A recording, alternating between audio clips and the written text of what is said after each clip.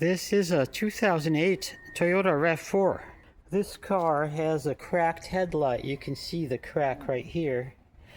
And as a result, the headlight housing fills up with water.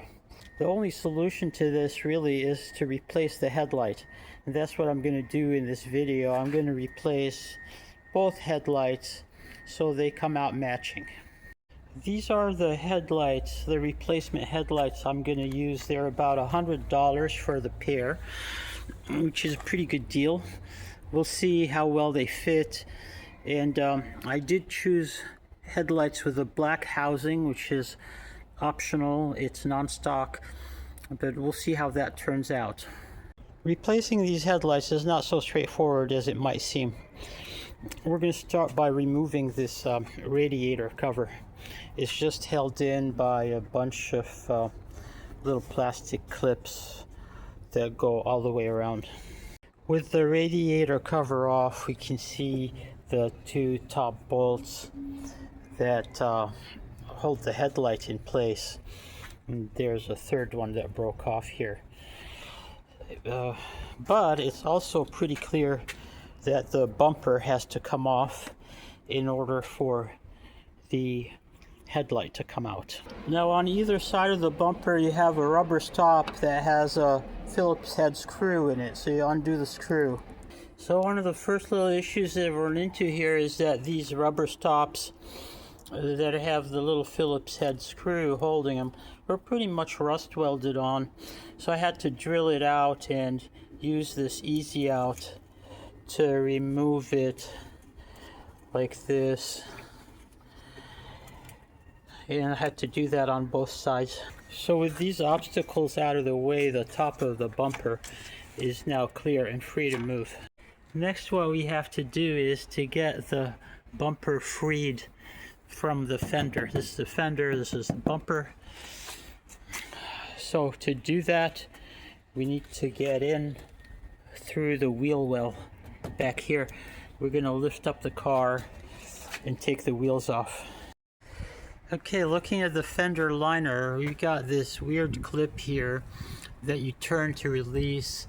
Then we have a clip here that pops out, another one there that pops out. Then we can also pop this one out, and at that point we have to release some bolts down from underneath, and at that point the fender liner can be pulled out of the way and we can have access here inside the fender. I have pulled the fender liner back. Now I have access to the end bolt for the bumper. It's a 10mm bolt that goes straight up here. With the end bolt removed, the bumper just drops off. We have access to one more bolt right here that goes into the headlight. That's a 10mm bolt. I've removed the two top bolts here and here, and we're almost done. There's just one more bolt that is down in the bottom right there. I get to this bolt using a long extension. It's 10mm. At this point the headlight is almost free. There's just one last thing holding it in. It's this cross member. Have to get this cross member out of the way in order for the headlight to come out. And there, with that bolt out, this cross member moves out of the way and the headlight just drops right out. It's free to come out now. Here are the old headlight and new headlight side by side. The new headlight shipped without any bulbs, so I've disconnected the two bulbs from the old headlight, and I'm hoping they will plug right back into the new one. So this new headlight is now bolted in, and the bulbs are plugged in, and pretty much all the mounting holes lined up pretty well, except for this one in the back here. It's not quite perfectly lined up, but it's good enough so that you can get purchase with the installation bolt, and it's held down pretty securely. And on the side of the fender here where it meets the headlight, the fit looks pretty good.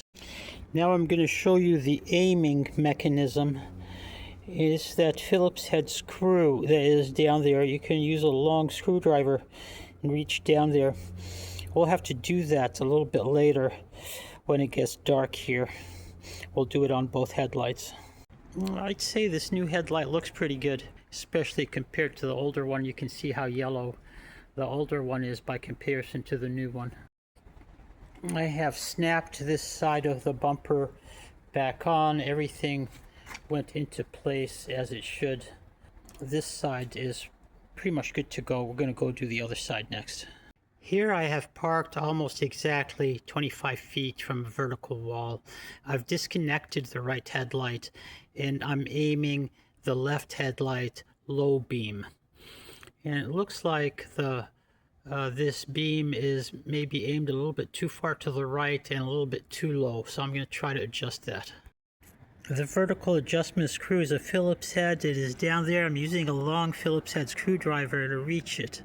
I'm going to turn it counterclockwise to bring the light down. This is after completing the adjustment of the headlights. I'm showing you the low beams. I have a clean brake that goes all the way across at about the level of the headlights in the car. So now we've got nice bright headlights. Thank you for watching this video.